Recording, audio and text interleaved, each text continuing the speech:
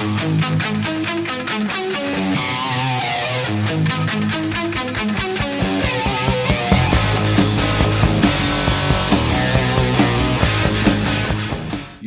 Bald Rhino back with another exciting PSA reveal.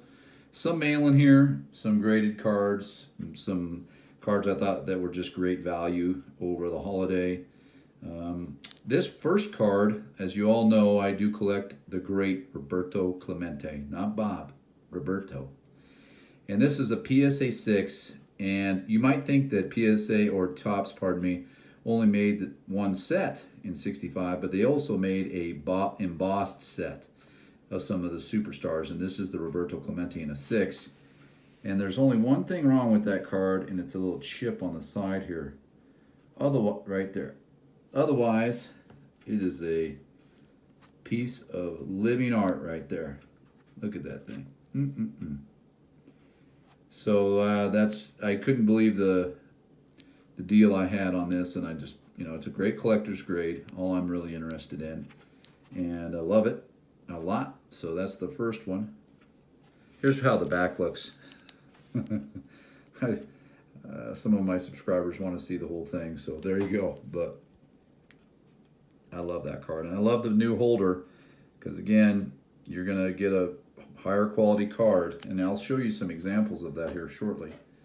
The next is, and sorry about the glare, but that's what these 2018 Topps Chrome cards look like. But this is the great Mike Trout in the 83 Topps. And I broke a lot of these boxes at the National and just had a great time. But this card is not always a 10 out of the box. In fact, I found very few examples where I thought you would get a 10. So I went ahead and got one of these. And interestingly, sometimes you can get a great deal. They were asking for some 9s, a similar price. So just think he's the player of the generation, he and Arenado for sure. There you go. There's the back, just like the 83 was. All right, and here's kind of a crazy purchase. Bought this with some eBay bucks or coupons or something, but I've always been a Brett Saberhagen fan, and this is his Flair Update rookie card. And, I know that they award PSA 10s. You don't have to be perfectly centered, but look at that card, how it's a little off center there. It is a 10, but it's a reminder that if you can buy the new holder with the new grading techniques, you should. Because I would tell you that if I broke that out of the case and didn't make any mistakes or damage the card at all and sent it in, I'd be shocked if it got a 10. But who knows? Nobody's bold enough to give that a run. But I love the 84 Flair Update. This is the Clemens and the Puckett, and just a great card. Great set. All right. Then some maybe 86 cards that are a little boring for some people. But as you know, I've really tried to collect this Hall of Fame set, and I've given up in sending over my own cards when you can get PSA 8s and so forth for virtually no money at all. So I bought all these from one seller. So this is Andre Dawson and a PSA 8. And here's how the back looks if people are curious. And then another card, a PSA 9 and the Tony Perez. Virtually all these were single digit and with one delivery, very cheap. But I just love this set. I love the 84 and the 86 Topps a lot. And the 85 Donruss, which you'll see in a little bit here too. So 86 Topps Dwight Goodner, PSA 9. And here's a card that I've submitted and got a 5 on. So I said, well, why don't you pick up this for like $1? PSA 8. When he gets into the hall, it'll be a good day. It's amazing that he's not in there. But Baines is in there. Rich Gossage, 86 Topps, PSA 9. Kind of one of the greatest dudes ever. I've met him a couple times. He is just a fun-loving, good guy. Bert Blyleven, PSA 9. I really love this set, and eventually I feel the condition, because I've broken some boxes of this thinking, oh yeah, that's a 10. It comes back an 8. So I don't think it's as easy to get these good grades as you think. These were obviously submitted by someone who thought that they could get 10s. Because you don't spend the $8 to $10 to grade a card and then sell it for less than that at a 9. You know, it's like those back pages says the hobby hates 9s. And so if you're collecting a set, I'm fine with a 9. So anyway, and here's Rod Carew at a 9, PSA 9. He doesn't have much hobby love despite being such a great hitter. It's interesting. He was a great hitter. All right, and then everybody knows I collect the Roberto Clemente. Well, here's, God, I just was so happy I got that. This is one of the reprints from the 98 set. And they are tough to pull. I've broken a lot of 98 boxes, and they are tough to pull, and this was a PSA 10 for a ridiculous price, and I just picked it up. I think they're beautiful cards, and remind you, you know, because if you buy the 61, you can't have it laying around the house, so you might as well.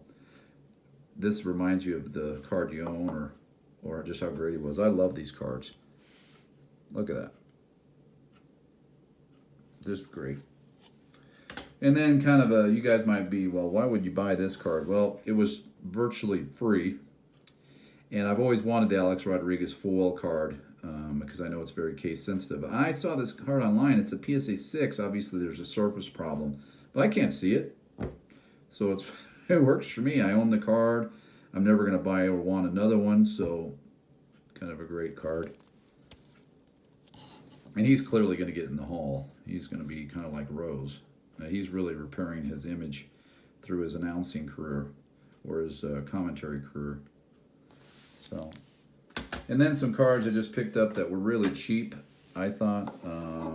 I love the 74 set. I mean, this is the second year card of the great Mike Schmidt, a PSA 8. Again, you go ahead and break a 74 pack on vintage breaks or anything like that. Try to get a nice card. You're not going to find one. So it's this fact that I'm able to get an 8 out of this is awesome. And this is the next card is really special to me. When I went to the National last year and met all the true YouTubers, the guys who know what they're doing, I was able to go to a game, and I just happened to get lucky, and I picked the game where Ohtani just went off. And he had 2 home runs, and this card, I said, if I ever can find it in the 10, I'm going to buy it, and eBay has the search tool that alerts you to cards that you like, and there it is. I'll never own another Topps Now card probably, but it was just such a great moment. I wanted to remember it. And so there you go. Just a great fun. Great stadium. God, Cleveland is great. And then last couple 85 Donruss cards. Again, I don't understand why the hobby hates 9s, but I've broken packs on the 85 Donruss, and none of the cards came out of 10, not a single one. And so I'll take a 9 for virtually no fee.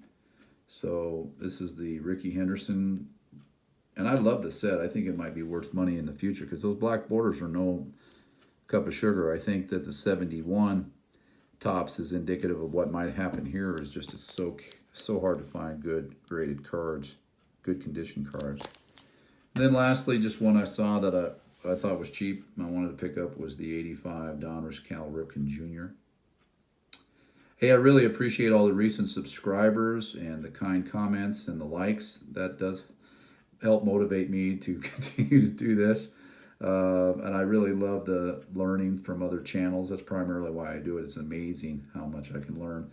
I do have a huge PSA reveal that is just hung up at PSA and should be in any day, so I can't wait to show everybody that. Other than that, have a great 2019, and I'll talk to you later. Thanks.